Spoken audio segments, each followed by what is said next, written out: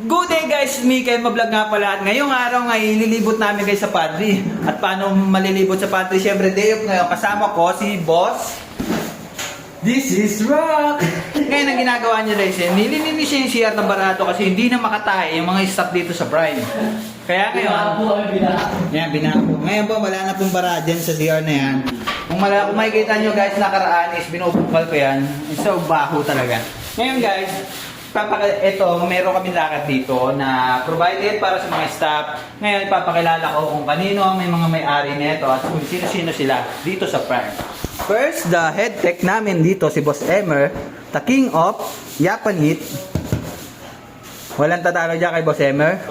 Ang aming trainer, si Boss Jan na lumipat na sa Total. Shoutout Total, Mampil, Boss Jan. Boss Sabayan. Sabayan. Grabe pag malasing si Jan, sabayan na daw lahat.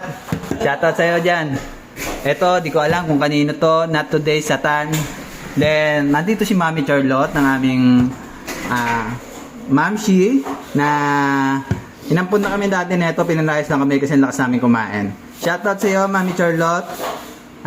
Mami Charlotte Fernando na asawa ni Kuya Jom. Shoutout sa'yo. Gigas na namin pang ulam na. Malakas kami ulam.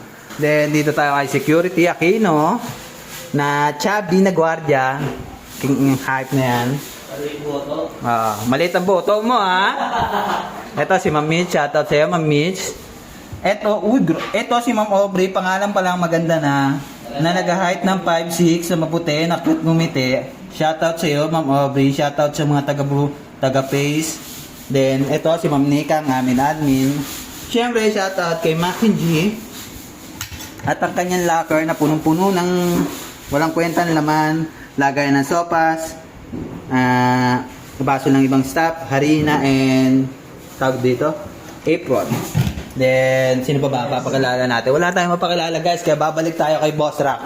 Balik kung makikita nyo nga guys, nilinis ni Boss Rock tong area na to kasi hindi makatayo yung mga staff namin kasi tibig na yung tayo nila, wala pa silang mataihan. Kaya ngayon guys, ngayon pinapalinis ko kay Rockman yung mga ganyan. Then, Rock, linisin mo yung ayoko na may bulbul dyan. Yan po, ganyan po kasi pag si Rockman pag walang mga babae dito kasi minsan iso kasi lagi kay Rockman eh. Pag nakikita nila kami, talagang nakatayo sila. Di ba lang kung pangit yun. Ayan guys. Shoutout. Sino? Para sa mga tropang, yung tawag dito, yung feeling nagmamagod. Hey! Nabubulol ba siya guys? Shoutout sa mga